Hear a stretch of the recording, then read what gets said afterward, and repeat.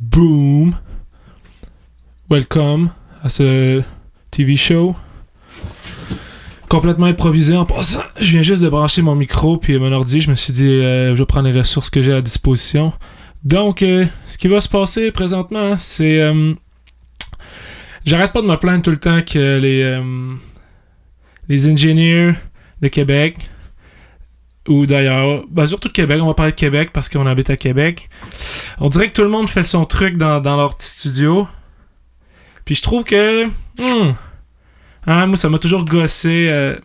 Je veux dire, ça fait un petit bout que je taponne avec, disons, le domaine de l'audio. Puis j'ai jamais eu vraiment... C'est toujours été dur, on dirait, de se faire aider ou de collaborer avec du monde.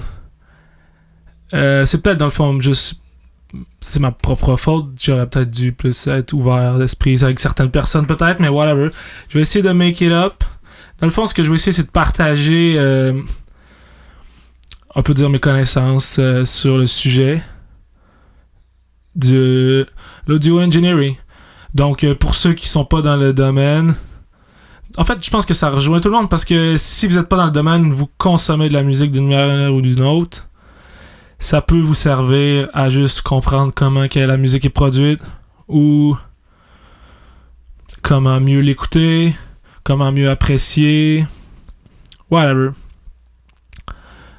Je sais pas trop par où commencer. Je pense que je pourrais parler de mes problèmes présentement que je vis, que je pourrais adresser. Finalement, hier, je me demandais quel genre d'ordi que ça me prendrait pour faire la musique. Puis là, moi, j'ai un iMac, j'ai un MacBook que j'utilise pour être DJ. Mon gros dilemme, c'était... Bon, est-ce que je me débarrasse de mon iMac pour faire un workstation sur un laptop?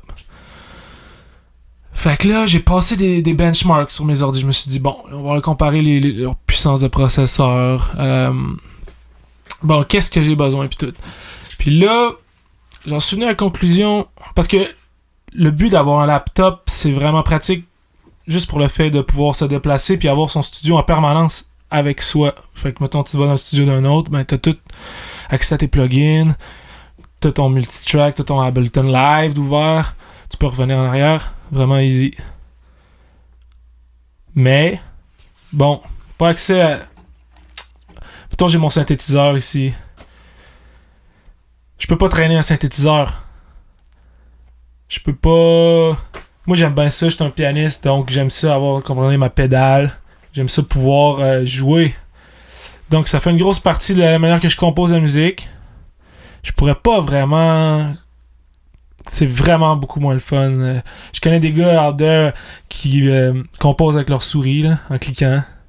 C'est pas... Ça fera pas vraiment des mélodies incorporées, évoluées, je veux dire. Puis ça maximisera pas le potentiel, on peut dire...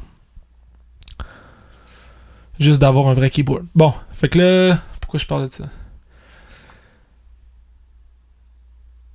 Audio engineering. Est-ce qu'un laptop, un iMac, en passant par un iMac, qu'est-ce qui est le mieux?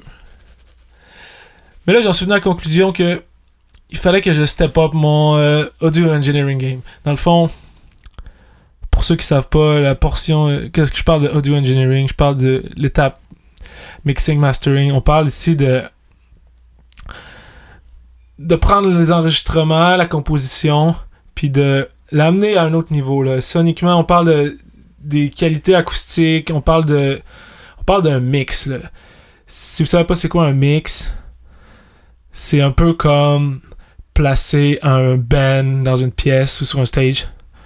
Bon, le drummer, juste que tous les instruments arrivent à l'oreille, puis que ça sonne comme un tout cohérent, on peut dire. En fait, c'est exactement ça. L'ancêtre du mixing, ça serait juste un... C'est ça. C'est plusieurs sons qui arrivent ensemble, puis s'assurer que tous ces sons-là arrivent d'une manière la plus agréable à l'oreille. Je pense qu'on peut dire ça de même. Pour ça, ça prend des plugins. Parce qu'on est dans une ère digitale. Obviously, c'est vraiment important de connaître l'histoire du mixing. Parce que finalement, les plugins sont des équivalents de ce qui était avant un vrai hardware. On s'entend, une vraie boîte, qui faisait un reverb, un vrai compresseur, une tape recorder.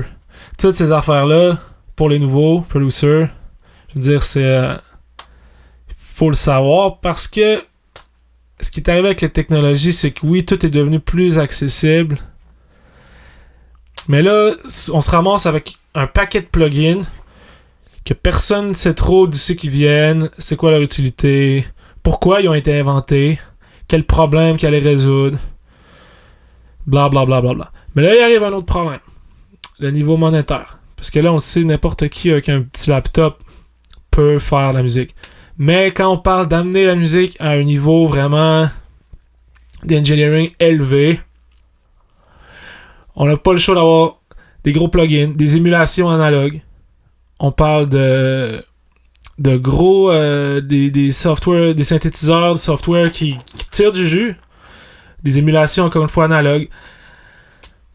Encore une fois, tous les plugins sont des émulations analogues parce que, comme je disais, c'est l'histoire de l'audio. Tout a commencé avec des trucs analogues, puis on s'est ramassé là dans le monde digital qu'on est, mais il y avait des propriétés acoustiques du monde analogue qui étaient juste... sont encore sûrement surpassables dans le sens qu'il y avait un soul, puis une énergie, puis un son, juste un feeling qui rend le gear analogue meilleur que les soft synths. Donc, ça prend du power. On s'entend que pour le même prix, un laptop va avoir moins de puissance, tout simplement pour le fait qu'il y a plus, c'est juste un laptop, c'est fait plus petit, plus compact, il faut qu'il y ait une batterie, tout ça embarque dans les frais, la miniaturisation de tout, puis fait que ça coûte cher. Si on parle d'un MacBook Pro avec un processeur i7, on start à dans le 9, ça va être minimum 2000. Je parle de 2014, puis là, si on diminue des années d'avant, ça va encore être minimum un bon 1500. C'est quand même du bidou pour juste un ordi, mais c'est important. Mais là, ce qui arrive, c'est que j'ai déjà un iMac 27 pouces avec un quad-core quand même assez puissant, parce que moi, je voulais la faire pour station vidéo aussi, fait que j'avais vraiment besoin de jus. J'ai investi le gros paquet. Je suis vraiment pas déçu de cet ordi-là. Le seul problème, c'est qu'il est gros. Il est 27 pouces. Bon, tu peux pas transporter ça dans ton sac à dos. Mais ça se transporte quand même assez bien. Mais bon, pas autant qu'un laptop. Encore une fois, ça dépend comment tu préfères composer ta musique. Mais là, je m'adresse à mes jeunes producers qui sont sur Fruity Loops, qui veulent step up leur game, mais qui sont comme coincés dans les limitations de juste... mais je pense que le monde porte pas... Il n'y a pas eu assez d'attention sur les ingénieurs. Les ingénieurs, c'est des gars qui travaillent dans l'ombre. On parle de des vieux gourous barbus, là, dans le fond des studios, mais derrière chaque hit qu'il y a eu dans l'histoire... la radio, les CD, tous les grands bands, tout. Il y a toujours eu un fucking génie ingénieur qui s'est fait que ça sonne extrêmement bien, puis que ça ait une longévité, que le recording, tu le réécoutes 10 ans plus tard, puis tabarouette, Chris, ça sonne bien. À cause des qualités acoustiques. Finalement, c'est le cerveau. Hein, le son, il voyage dans nos oreilles, est interprété par le cerveau. Donc, le cerveau, finalement, c'est plaire au cerveau. Là. On a mettons un exemple, on parle d'un reverb. Bon, pourquoi un reverb, c'est important? Parce qu'un reverb positionne un son dans un espace spatial, géospatial. Parce que, naturellement, dans un meurtrier environnement que tu vas être, il y a toujours un reverb qui va dire au cerveau l'emplacement d'un objet, le son. Puis là, si le cerveau, il l'entend pas, le reverb, puis il sait pas, lui, il vient de où le son, ben, il aimera juste moins le son. Ça sera pas naturel, ça va sonner bizarre. Le cerveau va se dire, qu'est-ce qui se passe? C'est pas un vrai son, c'est pas... Il va se tanner. Fait que c'est pour ça que le reverb est important. Encore une fois, un bon reverb, je veux dire, un excellent reverb, ça tire du jus, ça tire du gros CPU. Puis je pense que c'est justement les producers sur un petit laptop, pas beaucoup de power, vont juste avoir de la misère en fait, ils pourront juste pas compétitionner avec les gros studios qui, eux, ont du gros power, on va se le dire, là. Ils ont des gros ordi, des gros plugins, très dispendieux. Bon, là, si on parle de compagnie de plugins intéressant, il y a les Universal Audio, obviously, qui, eux, ils ont besoin de leur propre gear. Donc, il faut que tu aies leur équipement. Fait que ça coûte cher. Tu peux pas vraiment les hacker. Les Waves plugins, qui seraient un peu l'équivalent de Universal Audio en termes de qualité, mais ceux-là sont gratuits, finalement, grâce à des hackers qui ont rendu ça disponible. Fait que c'est possible de downloader le pack au complet, là. Si vous voulez l'acheter, c'est 12 000$ environ. Je veux dire, il n'y a personne qui va mettre 12 000$ là-dedans, là, à moins qu'il y ait vraiment un studio qui rapporte de l'argent, mais bon, il n'y a pas d'argent à faire, là. Donc, Waves, moi, j'ai toujours... pas toujours, mais je veux dire, depuis que j'ai ce pack de plugins-là qui est tombé du ciel, j'ai fait « Wow! » Ok, là, j'ai accès à des vrais trucs, là. Les plugins Waves sont vraiment dope. Il y a beaucoup de mes favoris. Mon favori, H-Delay. Les reverbs et tout sont excellents. Il y en a plein, ils sont tous pas mal excellents. Puis il y en a vraiment beaucoup. Juste apprendre ça, il y en a pour... il y a des années à apprendre tous ces plugins-là. Qui sont encore une fois... il y a beaucoup d'émulation de gear analogue, etc. Fait que Waves, puis Universal Audio, c'est les deux grosses compagnies, on peut dire. À côté de ça, il y en a plein d'autres petits. Dans mes favoris... ben c'est sûr que dans Ableton, Ableton vient par défaut avec beaucoup de plugins. Donc c'est sûr que le monde peut se débrouiller et tout avec les plugins par défaut. Mais là, quand on parle d'atteindre vraiment un niveau d'excellence, là, on parle d'un standard world class. Là, on parle des meilleurs au monde.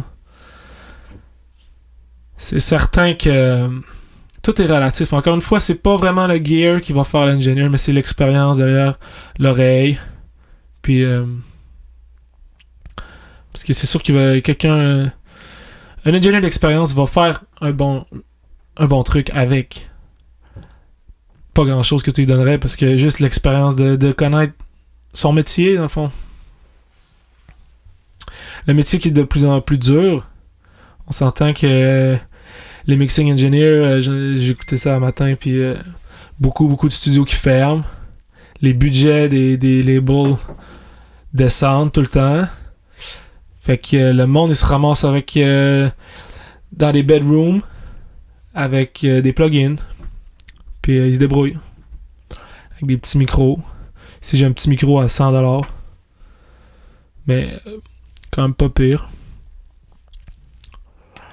Donc c'est ça. Fait que moi j'ai pris la décision de garder mon iMac comme production à cause que plus puissant. Puis tout est déjà installé. Je veux dire, j'ai le nouvel iOS, puis pas iOS, mais OS X, puis j'ai Ableton 9. Fait que ça me sauve beaucoup de merde. Versus racheter un nouveau laptop. Mais encore une fois, je suis pogné dans une bedroom. J'ai des limitations. Je peux pas faire la musique à toutes les heures de la journée, whatever. Il y a beaucoup de limitations parce que c'est ça, il y a les entrées d'argent dans le milieu. J'ai déjà parlé des subventions pis tout. L'économie des studios à Québec est artificielle parce que dans le fond, c'est l'argent du gouvernement qui fait vivre tout le monde relié de près ou loin à l'engineering. Ce qui fait que les studios, focus leur temps sur les projets subventionnés. Ce qui fait que les projets non subventionnés, on ne peut pas vraiment compétitionner avec les budgets Mais ça, c'est un autre débat, là, que j'ai amené l'autre jour. Que c'est ça, les subventions.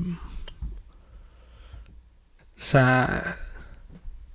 C'est bon. En tout cas, je reviendrai pas là-dessus. Fait que là, j'ai parlé... iMac, des plugins. C'est ça. Dans le fond, j'ai passé l'avant-midi à écouter des... de Pensado's Play, ça s'appelle. Qui... shout-out à la mine pour la plug. Dans le fond, c'est un TV show qui font venir des ingénieurs puis qui parlent. Très, très, très, très intéressant. Donc...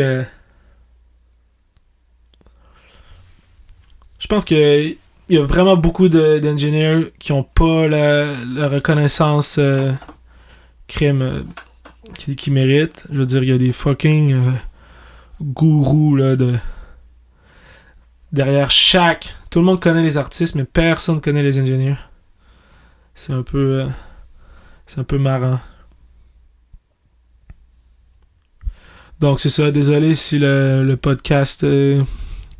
j'ai rien préparé, je fais juste parler ce que je pense là en ce moment. Ce que j'aimerais faire, c'est inviter tout le monde de Québec qui ont un studio, qui travaillent dans leur bedroom, whatever, à me contacter. Juste qu'on se rassemble, qu'on parle qu'on fasse avancer l'art. Qu'on échange des idées, des plugins, des techniques. Parce qu'on s'entend que c'est un monde où il y a tellement, tellement de choses à apprendre. C'est de l'apprentissage à l'infini. Donc, ceux qui ont plus d'expérience, je les encourage à partager ça. Partager ça avec les kids, partager ça avec moi, avec tout le monde. Moi, c'est ce que je vais essayer de faire. En fait, c'est ce que je suis en train de faire présentement. Si vous avez des questions, whatever, je suis pas le meilleur, mais j'ai fait mon petit bout. Vous pouvez écouter ce que je fais. Je pense que mes mix sont quand même tight. Mais là, je veux pousser le niveau. Je veux avoir des mix plus créatifs.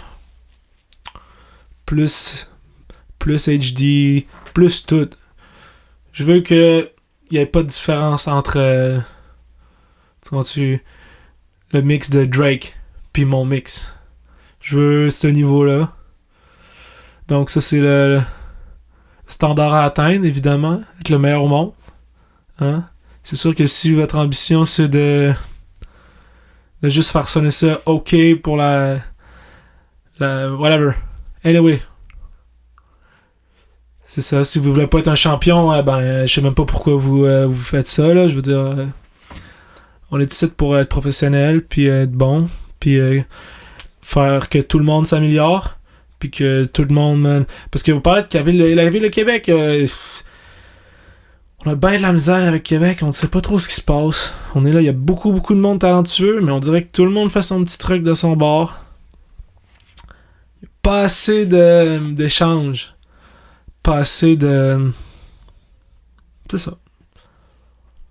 Donc, je vais arrêter ça là, parce que je pense que je commence à radoter. Je vais sûrement faire un autre épisode. Et puis, c'est ça. Contactez-moi, on se connecte. Contactez, au pire, si c'est pas moi, aide le prochain sur ta route, comme il dit. Dans ta rue, dans ton quartier, je sais pas. C'est sûr qu'on va trouver quelque chose. Donc, peace out.